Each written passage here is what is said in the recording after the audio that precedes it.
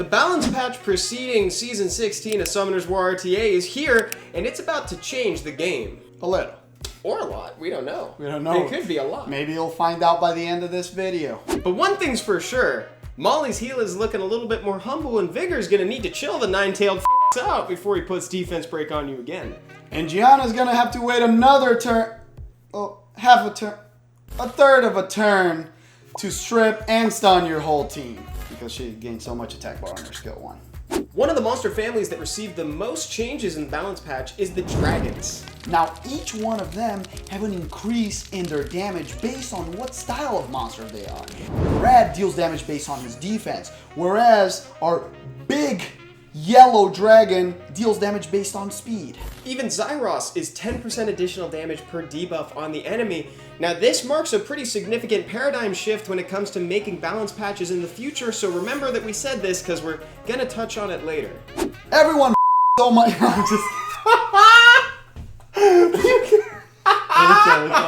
I just wanted to make you laugh to get you relaxed. After testing the new Street Fighter collab units and Sorry, was I supposed to mute that? After testing the Street Fighter V collaboration units and the Summoner's War original monsters, there were a lot of requests for changes. For instance, the Light Chun-Li had her speed scaling damage brought down a little bit. On the other hand, all Bisons deal damage based on HP now and not only attack, since they are HP monsters with a lot of beefiness. And that's great because that means they'll actually be able to deal more significant damage based on HP. So this is huge news for guild wars and arena defenses everywhere. And maybe one of them could even be used in RTA, especially the yellow one. The Wind M Bison or Slayer now is an extremely interesting monster that not only strips, but resets. Wind Ryu also got the segment treatment, so now when you use his third skill, if you don't complete the whole thing, then it's not going to go on cooldown. Plus, it got its damage boosted by 19%. All Ryus did. You're welcome. The next family that benefited the most from the balance patch is the Fairy Kings. They all had their second skills changed to be unique to each individual monster, which, calling back to the dragons, is a very significant change because long gone are the days of saying that each second skill has to be ubiquitous. Now that's no longer the case. Sam, for example, now has a slow added to his overwhelm. On the other hand, Deafness will have heal block that might be very useful against monsters that don't have immunity but have lots of heals like Molly. And last but not least, we have Nyx, the Dark Fairy King, getting a strip on his overwhelm with also the chance to reset. This is dope. You remember when Tian Lang was the only exception to the rule? Am I right? Not only LD's getting changes, huh? Speaking of Gianna, the Water Art Master, he does what? It's kind of confusing. It's very confusing, but now, whenever an enemy successfully strips and put debuffs on your team, he not only increases the attack bar, but he also cleanses its allies. So monsters like Gianna, Juno, Praha that strip with debuffs will be hardly countered by that. Pontos got better at doing what he already did. And many monsters actually in this balance patch got that treatment. We can talk about Ariel that now not only heals a lot, but cleanses AoE the whole team and still increases that attack bar.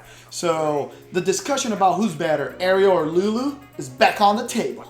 Speaking of getting better at things he already did, there's also Eladriel, who now puts a soul protection on himself when he uses his revive skill. So he might revive himself. Cool is that? It's really cool if it doesn't get stripped. Oh, nice. That's the coolest.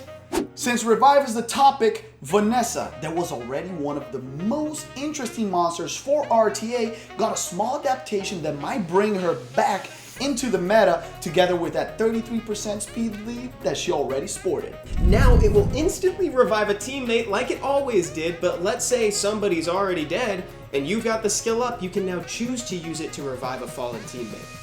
Sorry Tyrannus, maybe you're not the best reviver in RTA anymore. The Water Chimera Teor now got his attack bar reduction increased from 50 to 100%. So no attack bar for you, sir. Does that remind you of anyone? And then Michael, for that one, just do like a zoom in on our faces and show Poseidon, because it should remind them of Poseidon. And don't put in me saying zoom in. Just put that. Poseidon. Put this in, No, please. don't put This is this in. And the wind, water, and light nine-tailed fox now have a little bit of Foxes. Etna in them. But just a little of Etna. They steal one buff on their skills, and the light one got an additional buff. Now when she uses Reincarnate, she'll guaranteed get an additional turn. This could be the next solo option for RTA. And the Elven Rangers got a little bit of love too. The water one especially now reduces attack bar up to 75%, and once he checks to see if anybody's below 30, he'll stun them. Pretty dope for TOA if you ask me. And finally, maybe my favorite change in the whole balance patch that's flying under the radar. Aquila, the Wind Brownie Magician, got a very interesting buff. Now, you don't have to choose between stripping and buffing your team. Whenever you successfully strip the enemy, Aquila gains an immediate extra turn, which you can use to buff your team with attack buff and crit rate to cleave everyone. So those are the highlights of the balance patch, and the full one is linked in the description below.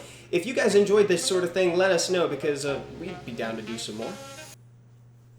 Later!